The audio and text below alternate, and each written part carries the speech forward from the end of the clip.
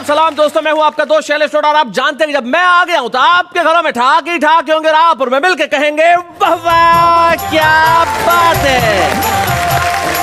एक आदमी ने मेरे मोहल्ले में साड़ी की दुकान खोली, साड़ी खरीदने। मैं भी चला गया तो मुझे देख के मुस्कुरा कहने लगा, भाई साहब भाभी जी के लिए साड़ी चाहिए या कोई ढंग की दिखाऊं?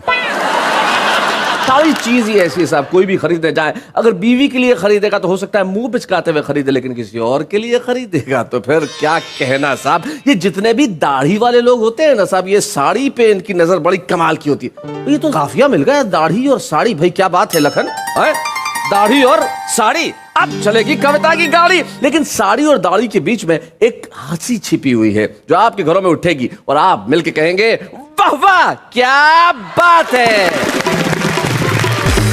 मिलते हैं खूबसूरत साड़ी वाली से, जरा जोरदार तालियां।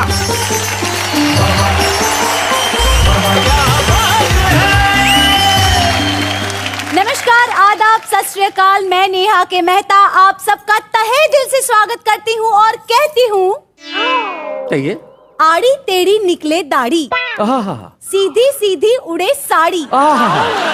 गौर फरमाइए, फरमा रहे हैं। आड़ी टेढ़ी निकले दाढ़ी, सीधी सीधी उड़े साड़ी। दाढ़ी काटो तो वेस्ट हो जाए, साड़ी काटो तो दुपट्टा बन जाए।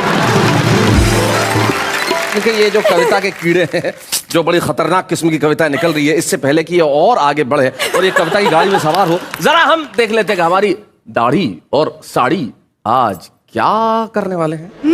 हमारे जैसा कवि था, एक औरत जा रही थी, बहुत सुंदर साड़ी थी, उस पे हवाई जहाज बने हुए थे, एक कितने सारे हवाई जहाज बने हुए थे। वो गौर से देख रहा था तो औरत को बड़ा गुस्सा आया। बोले आप क्या देख रहे हैं, आपने कभी औरत नहीं देखी? बोले देखी है। फिर आपने क्या साड़ी नहीं देखी? बोले साड़ी भी देखी है। तो क्या आपने हवाई जहाज नहीं देखे? वो भी देखे, लेकिन इतना बड़ा हवाई अड्डा नहीं देखा।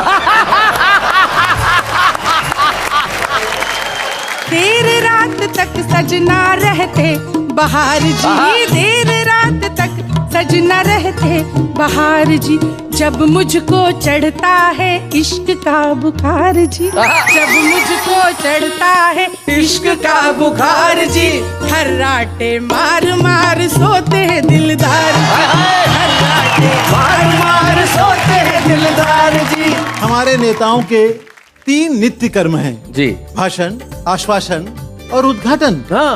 एक नेताजी को अपने कर कमलों से रिबन काटने का इतना भयंकर शौक था कि एक बार नींद में उन्होंने अपनी सगी पत्नी की चोटी ही काट डाली।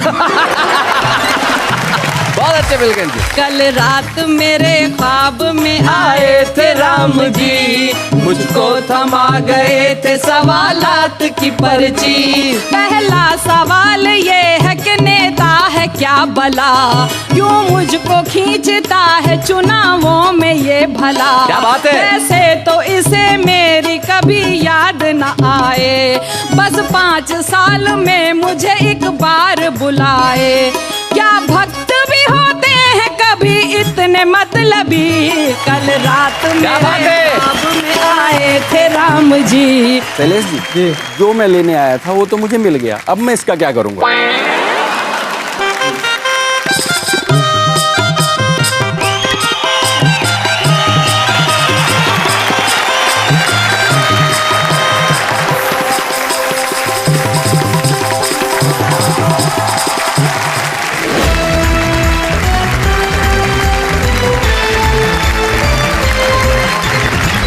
ये उधर जो बैठी हैं वो देश की प्रसिद्ध दाढ़ियां हैं और इधर जो बैठी हुई हैं वो देश की प्रसिद्ध साड़ियां हैं। वाह, यहाँ तो दाढ़ी की तुक साड़ी से मिल गई, लेकिन जिंदगी में साड़ी की तुक दाढ़ी से नॉर्मली नहीं मिलती। आप देखिए, सबसे पहले सुरेंद्र सार्थक को देखो, इसके चेहरे पे सफेद दाढ़ी हो, पास में फारूक सरल जैसे खिचड़ी दाढ़ी, उसके बाद तिलकेंद्र अरोड़ा, ये उखड़ी दाढ़ी है, कभी इधर है कभी इधर है। ये डिजाइनर दाढ़ी है, हरेश चतुर्वेदी की मुगलाई दाढ़ी। मुगलई दाढ़ी। भाई वाह, इन्होंने एक नया प्रयोग किया, लेकिन इन चारों में एक समानता जरूर है। आप चारों के चेहरों को जरा ध्यान से देखिए, कुछ की दाढ़ी पूरी है, कुछ की हाफ है, लेकिन सर चारों के साफ है। भाई क्या बात है भाई, कार सामने जो हमारी खूबसूरत साड़ियां बैठी हुई हैं। हाँ। भाई कमाल है, अलग अलग रंग है, पीली है, काली है, नीली है। जो सबसे पहले ये दो बैठी हुई हैं, ये दोनों भोपाल से आती हैं। संगीता सरल, वाह क्या बात है कि पहले एपिसोड में वो छुपे रुस्तम के तौर पे आई थी, जो आज हमारी मुख्य कवित्री के रूप में बैठी हुई संगीता सरल जो भोपाल से। संगीता सरल के बाद जो बैठी हुई है उनका नाम डॉक्टर अनु सपन है। डॉक्टर अनु सपन सिर्फ गजलें ही नहीं कहती, बड़ी खूबसूरत अंदाज के अंदर अपने गीत लिखती है, जिसका आज हम मुजाहरा करेंगे। लेकिन उनके आगे जो बैठी हुई है वो दिल्ली से हमारे बीच में आती है। शालिनी सरगम उनका नाम है। जोरदार तालियों से उनका स्वागत करें। और उनके आगे बहुत गुस्से में बैठी हुई हैं हरेश चतुर्वेदी, तो बड़े आतंकित से बैठे हुए हैं। मुझे ऐसा नजर आ रहा है जैसे कोई जादूगरनी हो।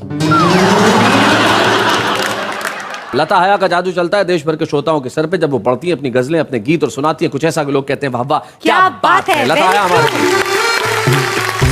महफिल की शुरुआत करते हैं उनसे जिनके पास दाढ़ी और साड़ी दोनों के नितांत निजी, वैयक्तिक और खतरनाक अनुभव है। अब वो व्यक्ति यहां आके जब अपने एक्सपीरियंस शेयर करेगा तो लोग तालियां बजाते हुए कहेंगे भाई हरीश जी आपने तो कमाल कर दिया। आइए हरीश चतुर्वेदी जी, जोरदार तालियों के साथ।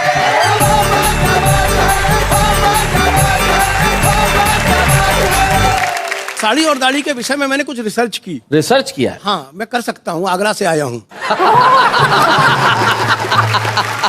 एक हमारे जैसा कवि था, एक औरत जा रही थी, बहुत सुंदर साड़ी थी, उसमें हवाई जहाज बने हुए थे। एक कितने सारे हवाई जहाज बने हुए थे, वो गौर से देख रहा था। तो औरत को बड़ा गुस्सा आया।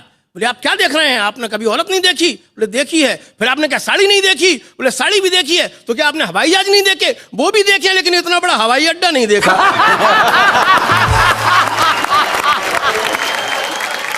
तो सो रिसर्च की मैंने, कुछ लोगों से इंटरव्यू लिए जी जी कि भयंकर ट्रैफिक जाम में फंसे एक दड़ियल नौजवान से हमने पूछा कि बताइए साड़ी और दाढ़ी में क्या फर्क होता है। नौजवान बोला कि हम तो धूप में, बरसात में 4 दिन से ट्रैफिक जाम में फंसे हैं, आप कौन कमबख्त हैं जो इस भीड़ में इंटरव्यू लेने घुसे हैं। अरे हम तो अपनी प्रेमिका को पटाने, उसको साड़ी दिलाने के लिए चले थे। शायद उसकी नजरों में उस समय हम देवों को देव थे, लेकिन इस ट्रैफिक जाम ने हमें भूत बना दिया है। जिस समय हम घर से निकले थे हम भी क्लीन शेव थे।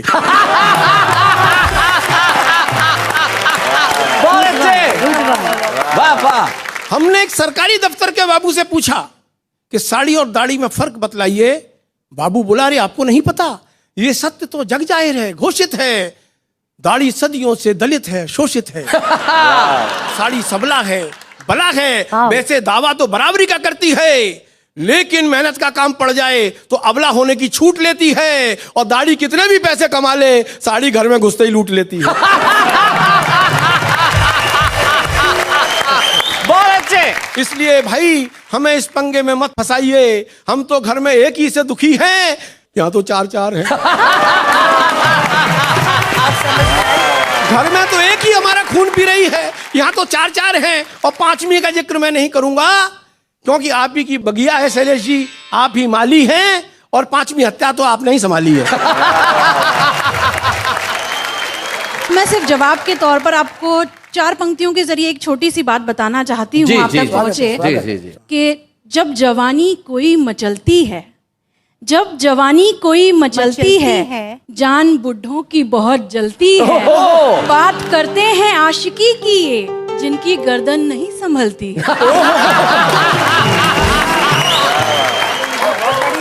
मित्रों ये बहस तो चलती रहेगी।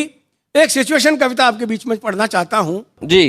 एक राजा के जमाने में आपको लिए चलता हूँ। वो राजा इतना ज्यादा कविता प्रेमी है कि उसके राज्य में जो भी बात कही जाएगी कविता में कही जाएगी। हाँ। अच्छा। गद्य में कोई बात नहीं कही जाएगी। तो स्वाभाविक है उसके दरबार में जो भी लोग हैं वो सब कवि हैं। उस राजा के महल में आग लग जाती है। अच्छा। राजा महल में पड़ा पड़ा सो रहा है। राजा के महल में आग लगी और अलग अलग कवि जाके अपने अपने अंदाज में राजा को सूचना देंगे। जी। सबसे पहले भेज रहा हूं अपने परमादरणीय स्वर्गीय काका हाथरसी को। उनकी शैली, उनके शिल्प से आप परिचित हैं जी। कि राजा जी सुनियो जरा बड़े हमारे भाग, आज तुम्हारे महल में लगी जोर की आग। लगी जोर की आग। और लगी जोर की आग त्रस्त है सब नर नारी, अस्त व्यस्त है आंगन खिड़की अटा अटारी। तो कह काका कबीराय टका 1100 लेंगे, हमने ही लगवाई है हम बुझवा देंगे। आदरणीय संतोषानंद जी बहुत बड़े फिल्मी गीतकार हैं जी। उनका फिल्म क्रांति का एक गीत बहुत हिट हुआ, जिंदगी की न टूटे लड़ी, प्यार कर ले, इसी शो में वो सुना के भी गए हैं। तो जिंदगी की न टूटे सुनिएगा, लड़ी। अगर उन जैसा कोमल गीतकार जैसा राजा से कहेगा कि तेरे महल में आग लगी तो तुझे क्या करना चाहिए? जल रहा है महल भी तो क्या, ओहो, हम कहेंगे हर एक मोड़ पर, दिल की दुनिया बसाएंगे हम, तुझको जलता हुआ छोड़कर, तू लंबे चौड़े खजाने को छोड़ो, दे दे तू अपने जूते घड़ी घड़ी प्यार करने की किसको बड़ी प्यार करने की किसको पड़ी। मित्रों, इसी क्रम में बहुत प्रसिद्ध गीतकार हैं देश के, पद्म विभूषण श्री गोपाल दास जी नीरज, वो भी इस शो में आए। हाँ, उनका बहुत प्रसिद्ध गीत है, आदमी को आदमी बनाने के लिए जिंदगी में प्यार की कहानी चाहिए, और कहने के लिए कहानी प्यार की स्याही नहीं आंखों वाला पानी चाहिए। सुनिएगा, उन्हीं की शैली, उनका शिल्प, दो पंक्तियों में देखिए। राजा तुझे आग से बचाने के लिए फिर से एक शहीद की जवानी चाहिए, और लगी आग को बुझाने के लिए आंसू नहीं दमकल वाला पानी चाहिए। और इसी क्रम में स्वर्गीय ओम प्रकाश आदित्य, एक उनके साथ दिक्कत थी कि वो जाति के ब्राह्मण जी, तो संस्कार कविता में किस तरह से हावी होते थे, वो उनके साथ आप एक प्रयोग देखिएगा जी। महल जल रहा है, राजा सो रहा है, ओ राजा मूरख अभिमानी, अब जल रहा है तो कुछ भी कह लो, ओ राजा मूरख अभिमानी, देनी है तुझको कुर्बानी, मची हुई कैसी हलचल ये, हवन कुंड है आज महल ये, धुआं धुआं गगन हो रहा, हवन कुंड में हवन हो रहा, राजा की एक टांग जली स्वाहा। एक बहुत प्रसिद्ध कवि हैं श्री बाल कवि बैरागी, सुनिए। ये आग लगी है मुश्किल से अब हम ना आग बुझाएंगे, ये आग लगी है मुश्किल से अब हम ना आग बुझाएंगे, सब मिलकर इन अंगारों को अब और अधिक धधकाएंगे। तो राजा ही जहां पर सोता हो, क्या बात है, सूरज सोआ रोता हो, उन महलों का क्या करना है, उनमें तो लावा भरना है। क्या बात, लेके आग हाथों में, ये मशाल हाथों में, जला दो महलों और मकानों को, राजा की नींद उड़ानी ही होगी, अरे जगना ही होगा जवानों, अरे जगना ही होगा जवानों। और अंत में मैं शैलेश भाई का मैंने कोशिश की है, आप जिस शैलेश को देखते हैं मैं उस शैलेश की बात नहीं कर रहा हूं, जिस शैलेश को मैं जानता हूं वो बात कर रहा हूं। हो जाए।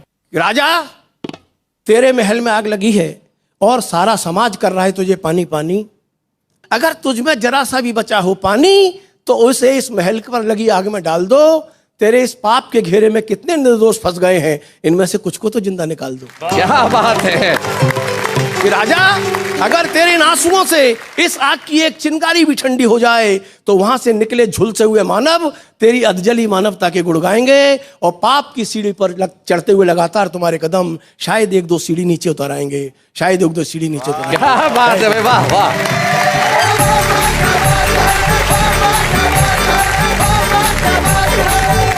भाई बहुत बढ़िया हरीश चतुर्वेदी जी, आपने कमाल किया। दाढ़ी साड़ी के जो फर्क बताया वो तो अद्भुत थे, और जो सिचुएशनल पोइट्री थी वो कमाल की थी। लेकिन मैं नेहा के मेहता तुमसे पूछना चाहता हूं कि अगर आग लगी हो महल में और तुम्हें राजा को कविता के रूप में कहना है तो क्या कहोगी?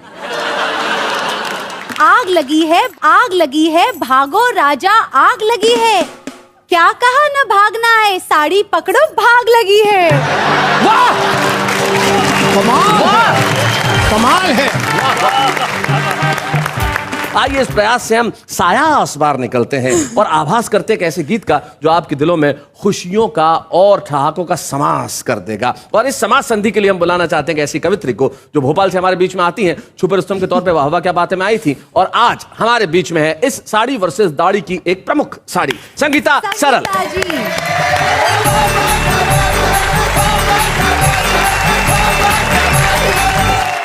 ये दाढ़ी वाले जो बैठे हैं, इन्हें क्या पता कि साड़ी वालों को और क्या क्या व्यथाएं घर में झेलना पड़ती है। वो कष्ट का एक गीत, साड़ी की क्या व्यथा, ऐसा गीत जिसमें कष्ट में भी मजा है, वो गीत में आपको सुनाई। दो ननदे दो देवर दो है जेठ जी, दो ननदे दो देवर दो है जेठ जी, कैसे सजन से हो हमरी भेंट जी।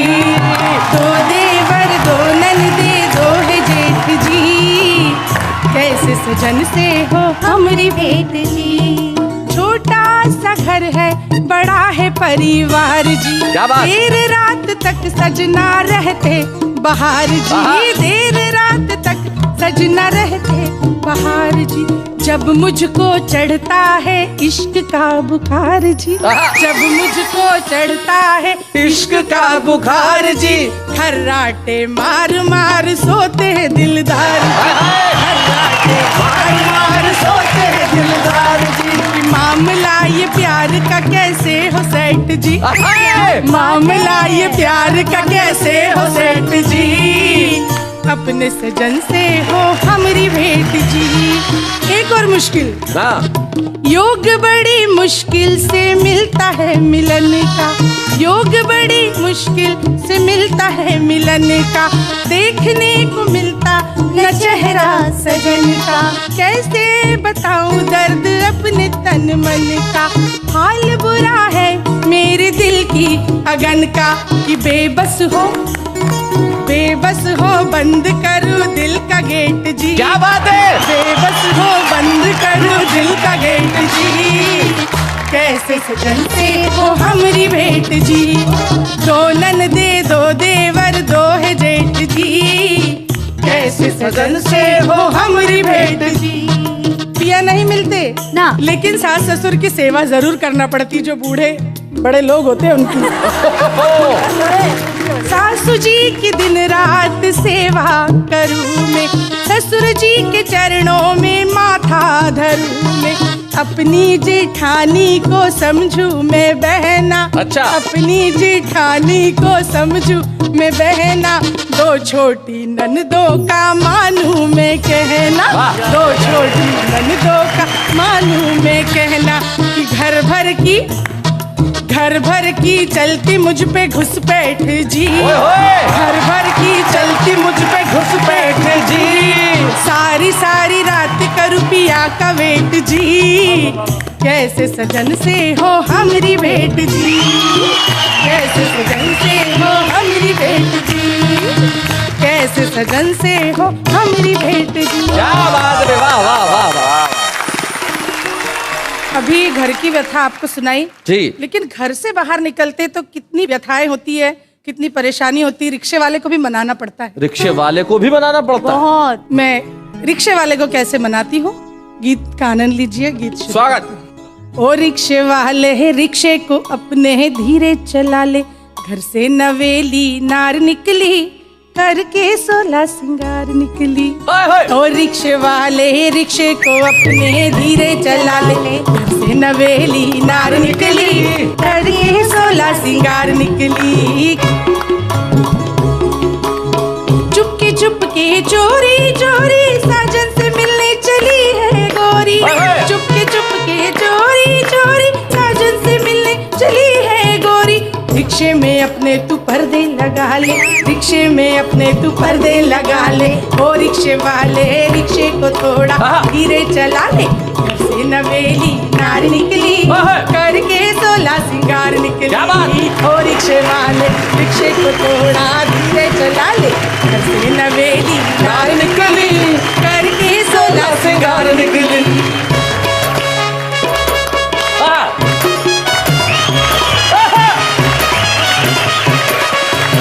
रिक्शा तेरा चले टन टनाटन, रिक्शे को तू रखना भनाभन, रिक्शा तेरा चले धन भनाभन, रिक्शे को तू रखना टनाटन, की रिक्शे के चक्के में घुंघरू लगा ले, रिक्शे के चक्के में घुंघरू लगा ले।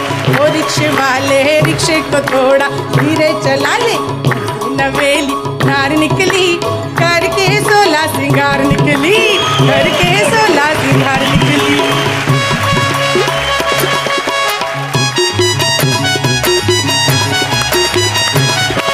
समझाइश है रिक्शे वाले को आखिरी जी।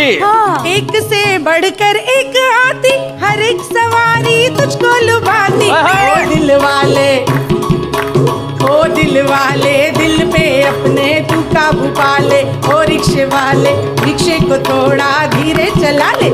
से नवेली नार निकली करके 16 सिंगार निकली, ओ रिक्शे वाले।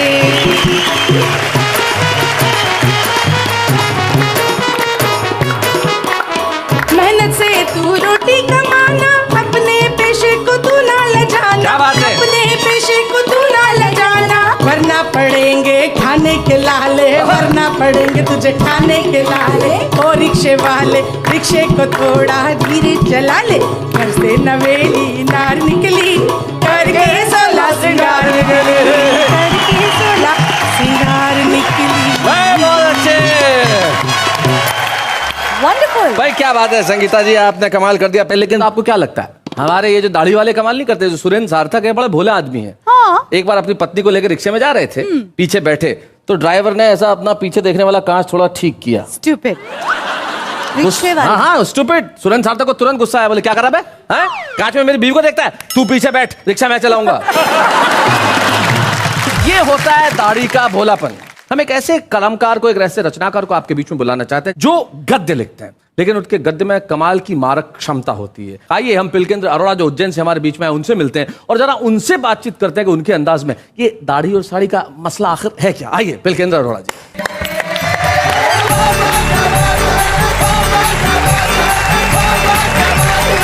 सबसे पहले मैं परमपिता परमेश्वर का आभार व्यक्त करता हूं जिसने मुझे एक दाढ़ प्रदान की। जी, यदि दाढ़ी ना होती तो भला दाढ़ी कैसे होती? सही बात है, दाढ़ नहीं होती तो दाढ़ी कैसे होती? सही बात। बिना खेत के भला फसल उग सकती? नहीं।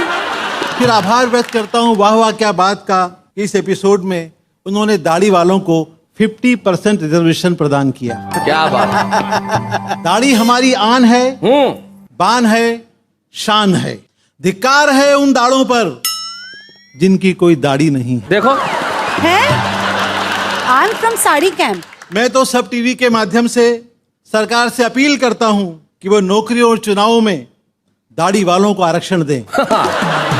यदि नहीं तो हम सब दाढ़ी वाले मिलकर एक नई पार्टी बनाएंगे, संप्रदाय संयुक्त प्रगतिशील दाढ़ी गठबंधन। बहुत अच्छे। वैसे भारत में दाढ़ी और साड़ी का इतिहास बड़ा पुराना है, बहुत पुराना, आपसे भी ज्यादा पुराना। पर वो कौन था जिसने सबसे पहले दाढ़ी रखी और वो कौन थी जिसने सबसे पहले साड़ी पहनी? इस विषय पर इतिहासकारों में पानीपत का चौथा युद्ध अभी तक चल रहा है। क्या बात है, बहुत अच्छे। पर दुख इस बात का है कि साड़ी ने हमेशा दाढ़ी को पराजित किया है। हाँ। बधाई हो, आपसे बड़ी सहानुभूति है मुझे। इतिहास गवाह है, दाढ़ी वाले विश्वामित्र के सामने जब मेनका की साड़ी आ गई तो ऋषि की तपस्या भंग हो गई। हाँ। और एक सन्यासी फिर से गृहस्थ आश्रम में प्रवेश कर गए। Back to pavilion. महाभारत में आदरणीय दुशासन जी ने, आदरणीय, परम आदरणीय, हाँ। महाभारत में परम आदरणीय दुशासन जी ने जब द्रौपदी की साड़ी खींची तब भी भीष्म पितामह और द्रोणाचार्य अपनी अपनी दाढ़ियों के साथ मौन थे। एक मशहूर पेंटर जब भी माधुरी जी को देखते थे तो फिदा हो जाते थे जी।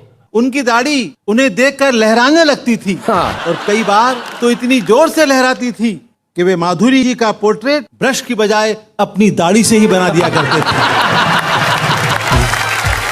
आज भी देश में एक दाढ़ी मौन है, एक साड़ी पूरे देश को चला रही है। क्या बात है। और एक दाढ़ी धीरे धीरे दिल्ली की ओर बढ़ रही है। एक दाढ़ी धीरे धीरे दिल्ली की ओर बढ़ रही है। यह कितने सुकून वाली बात है कि हमारे नेता कर्म कांड में बिल्कुल भी विश्वास नहीं करते जी, पर बेचारे कर्म ही ऐसे करते हैं जो कांड बन जाते हैं। कई बार तो उनका सरनेम ही कांडा पड़ जाता है। हमारे नेताओं के 3 नित्य कर्म हैं जी। भाषण, आश्वासन और उद्घाटन। हाँ कुछ नेता तो हाथ में कैंची लेकर ही उत्पन्न होते हैं उत्पन्न होते हैं, बहुत अच्छे। और उत्पन्न होते ही उद्घाटन कर डालते हैं जी। एक नेताजी को अपने कर कमलों से रिबन काटने का इतना भयंकर शौक था कि एक बार नींद में उन्होंने अपनी सगी पत्नी की चोटी ही काट डाली। बहुत अच्छे बिल्कुल जी। शादी के प्रथम मिलन में वे सुहाग कक्ष में तब तक नहीं गए जब तक कमरे के बाहर एक लाल रिबन नहीं बांधा गया। बहुत बढ़िया। क्या बात है। कोई बात नहीं है, बहुत साधारण सी बात है। ये भी मैंने अंग्रेजी में बोला है। एक नेता ने एक शॉपिंग कॉम्प्लेक्स का उद्घाटन किया जी, पर भाषण देते हुए वे 100 टंच फिसल गए। 100 टंच जी। और शॉपिंग कॉम्प्लेक्स को सुलभ कॉम्प्लेक्स बोलने लगे। अपने मार्मिक उद्गार व्यक्त करते हुए मार्मिक नेता श्री ने कहा, नगर के विकास में सुलभ कॉम्प्लेक्स का बड़ा योगदान रहता है। बहुत अच्छे, बहुत बढ़िया। एक नगर की सभ्यता और संस्कृति की पहचान होते हैं सुलभ कॉम्प्लेक्स। बहुत अच्छे। हमें सुलभ कॉम्प्लेक्स के विकास में बिना किसी कॉम्प्लेक्स के धन, मन और तन से सहयोग करना चाहिए। बहुत अच्छे, क्या बात है भाई, बहुत बढ़िया। हरि अनंत, हरि कथा अनंता की तरह नेता भी अनंत हैं, उद्घाटन भी अनंत हैं, पर मेरी रचना का अंत है। धन्यवाद। क्या बात, वाह वाह वाह।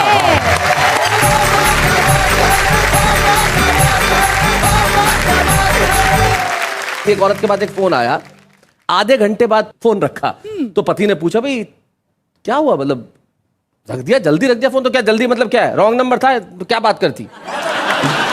जब रॉन्ग नंबर पे आधे घंटे बात कर सकती हैं तो अगर सही नंबर लग जाए तो ये किसी का भी नंबर लगा सकती है। लेकिन इस वक्त हम जिनका नंबर लगा रहे हैं वो साड़ियों का भरपूर प्रतिनिधित्व करेंगे, इसमें कोई शक नहीं। लता हया एक ऐसी शायरा, एक ऐसी कवित्री का नाम है, जब वो बोलती है तो पूरी दबंगई से बोलती हैं। आइए मिलते हैं लता हया से।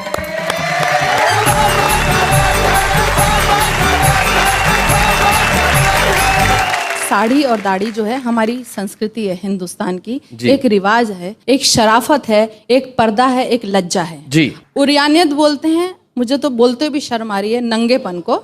और इस साड़ी की आज के दौर में 25 लड़कियां अपनी ड्रेस बना के पहन सकती हैं। तो एक बात कहने की कोशिश कर रही हूँ कि हमारे मुल्क में उरियानियत अब रक्स करती है।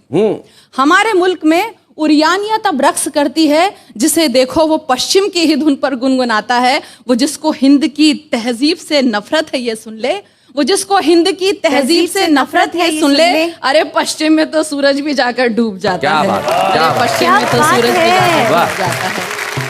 और एक बात ये भी कहना चाहूंगी कि मर्दों का तो गुरूर और पहचान है दाढ़ी, और हिंदी रिवायात का सम्मान है साड़ी। तहजीब और तमद्दुन की अलामत है ये दोनों, तहजीब और तमद्दुन की अलामत है ये दोनों। साड़ी तो हया आन बान शान है दाढ़ी, साड़ी तो हया आन बान शान है दाढ़ी। शुक्रिया। और देखिए एक बात और कहूँगी शैलेश जी की औरत जितनी ढकी हुई हो वो उतनी ज्यादा आकर्षक लगती है, निश्चित तौर पे। और जो सोचते हैं कि हम बिल्कुल शायद बहुत ग्लैमर के रंग में रंग जाएंगे, नहीं, ये बात एक औरत कह सकती है। सुनिएगा जी। मैं जो तलवार उठा लूंगी तो डर जाओगे, वाह। मैं जो तलवार उठा लूंगी तो डर जाओगे, और अगर प्यार से बोलूंगी तो मर जाओगे। क्या बात है। और अगर प्यार से बोलूंगी तो मर जाओगे। वाह।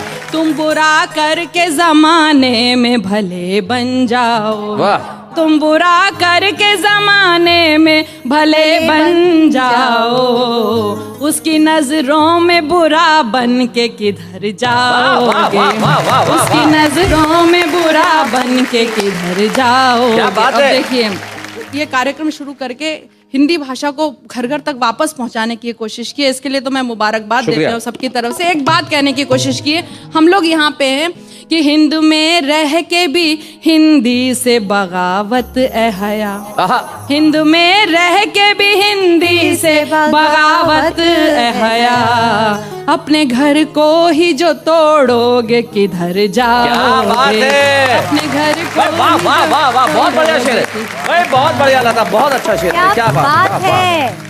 एक गीत आप तक पहुंचा रही हूँ। जी, स्वागत। गीत बहुत लंबा है, लेकिन मैं बहुत मुख्तसर संक्षेप में करके खाली 2-3 बंद आपको सुना रही हूँ। आप जैसा चाहें सुनो।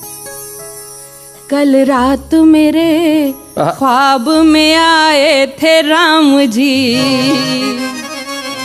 मुझको थमा गए थे सवालात की पर्ची।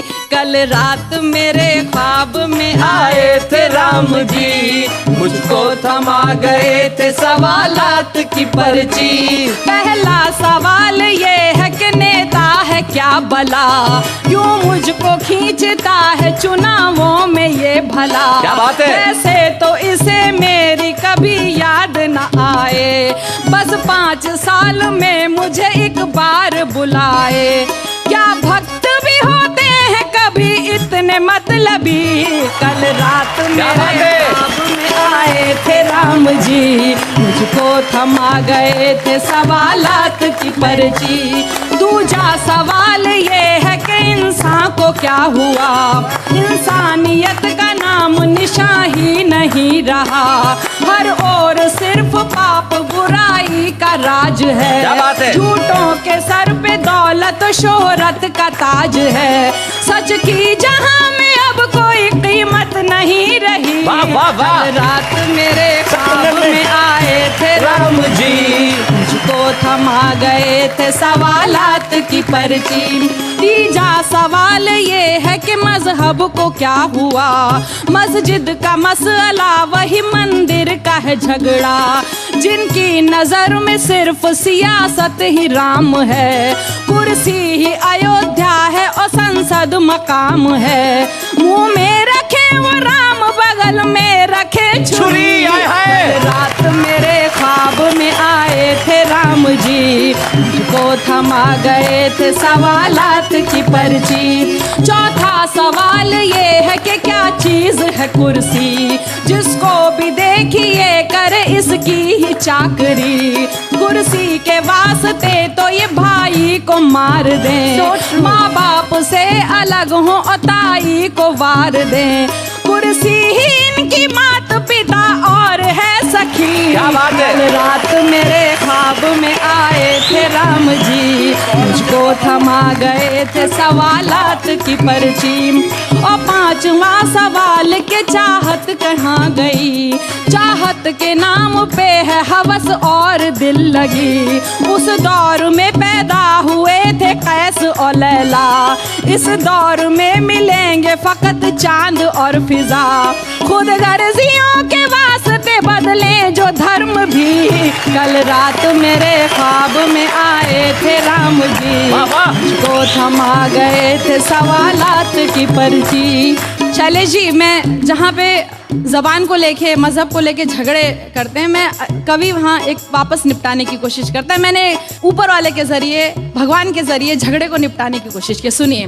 और ये छठा सवाल तेरे वास्ते हया, मुझको दिखा के एक गज़ल राम ने कहा। क्या ये ही तेरी लाडली उर्दू ज़बान है? मैंने कहा कि हाँ यही मेरा जहान है। बोले कि अरे ये तो है सीता से खूब रू, लक्ष्मण की शरारत मुझे लगती है हूबहू। इसमें है वजन जैसे कि हनुमान की गदा, लव कुश के हौसलों की मुझे ये लगे सदा। क्या बात है? शबरी के बेर जैसी ही इसमें मिठास है। क्या बात है? ये तो भरत की भीगी वफाओं की आस है। सागर को पार करने को जो संग हो रखे, इसके हरूफ जैसे के वानर से हो सके। माँ भारती की कोख से पैदा हुई बेटी, वाह वाह। इसकी हिफाजत तो है हिंदू का धर्म भी। माँ भारती की कोख से पैदा हुई बेटी, बेशक लिया था जन्म जरूरत तई, मगर ये तो मोहब्बतों का एकता का है सफर। इसमें तो अयोध्या की है खुशबू बसी हुई, इस हुस्न से कैसे भला नफरत करे कोई। क्या बात है? रावण ही डाल सकते हैं रात मेरे ख्वाब में आए थे राम जी, मुझको थमा गए थे सवालात की पर्ची। और आखिरी सवाल के हिंदी से बैर क्यों, गुलशन के बीच रह के भी सहरा की सैर क्यों। ये हिंद है हिंदी यहाँ की जब जुबान है, भाषा कोई भी हो मेरे भारत की शान है। कुर्सी के वास्ते ना एकता की दो बलि, कल रात मेरे ख्वाब में आए थे राम जी, मुझको थमा गए थे सवालात की पर्ची। वाह वाह वाह वाह, क्या बात।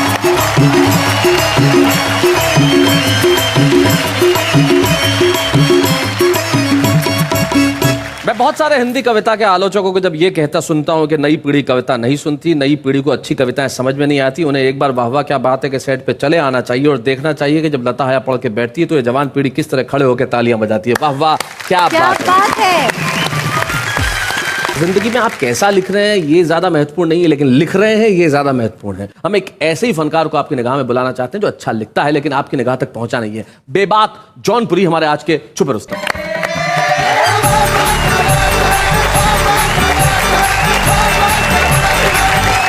नेहा जी नमस्कार। नमस्कार। शैलेश जी नमस्कार। नमस्कार। इन सब की तो पूरी है, मेरी आधी है जी। और मेरे घर में साड़ी वाले नहीं, अच्छा, शायद इसलिए कि ये आधी है। आएगी तो ये भी नहीं रहेगी बेटा। जी, तो मैं अपनी बात सुनाए। नेहा जी आप विशेषतर ध्यान दें। ध्यान दे भाई। स्वागत।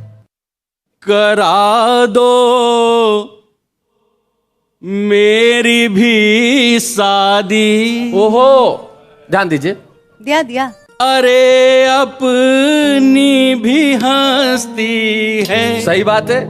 दिला दो कोई एक दुल्हन, चढ़ी सावन की मस्ती है। भाई बहुत अच्छे। जले हैं हाथ ये देखो कि जब रोटी बनाता हूँ। क्या दर्द है। कमाई कम नहीं मेरी, अच्छा, मैं ऊपर की कमाता हूँ। वाह वाह वाह। कमाई कम नहीं मेरी। नेहा जी ऊपर की भी कमाई है। हाँ बिल्कुल, तुम्हारा प्रपोजल बिल्कुल पहुंच रहा है। I am noting. करूं जब बात शादी की, ये दुनिया मुझ पे हंसती है। देखो, दिला दो कोई एक दुल्हन, अरे अपनी भी हंसती है। करा दो मेरी भी शादी। कुछ ऑप्शन दे रहा हूं आपको, यदि आप बात कर सके। ठीक है। करो तैयार राखी को। अच्छा, करो तैयार राखी को, वहां पर भी मैं हाजी हूँ जी। अगर नेहा जी हाँ बोले, वहां पर भी मैं हाजी हूँ। वहां पे भी राजी है भाई। कुंवारा मैं रहूं कैसे, विरह की अग्नि भड़की है। मिली ना अब तलक कोई, भंवर में मेरी कश्ती है। मिली ना अब तलक कोई। वाह वाह वाह। बेबाक जौनपुरी की कविता सुनने के बाद मैं बेहद द्रवित हूं, मन बड़ा भारी है। बेबाक तुमने जो किया वो अद्भुत किया। पहले हम तुम्हें छुपे रुस्तम की ट्रॉफी देते हैं, उसके बाद बताएंगे कि तुमने क्या किया है।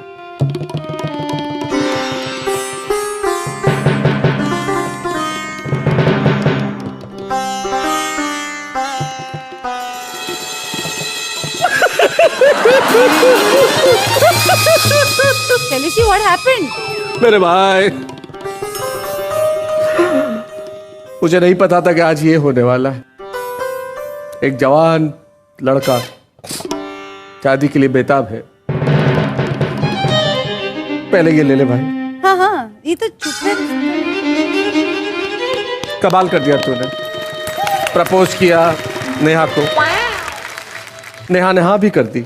हैं? मुझे नहीं मालूम था कि ये सफर 86वें एपिसोड तक ही चलेगा। जा नेहा, जी ले अपनी जिंदगी। शैलेश जी, जो मैं लेने आया था वो तो मुझे मिल गया, अब मैं इसका क्या करूंगा?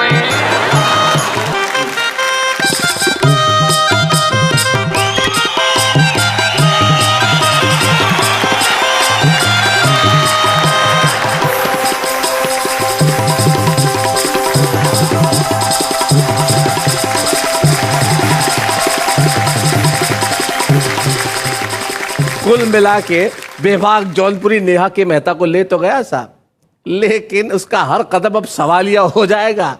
1 महीने साड़ी खरीद के देगा और पूरा खानदान दिवालिया हो जाएगा। फिर बस सारी उम्र पैसा इसलिए जोड़ेगा कि खरीदनी है साड़ी, और इसी चक्कर में बेबाक जौनपुरी की फ्रेंच कट हो जाएगी इतनी लंबी दाढ़ी। लेकिन हमारी ये दाढ़ी और साड़ी का जिक्र कल भी चलता रहेगा हमारे इस मैराथन एपिसोड में। कल हम फिर लौटेंगे। नेहा के मेहता बहुत खुश रहे, ईश्वर उन्हें बहुत एक सुखी वैवाहिक जीवन प्रदान करे बेबाक जौनपुरी के पास। कितना अच्छा लगेगा नेहा जौनपुरी। हम लौटते हैं कल और कहते हैं वाह वाह क्या बात है।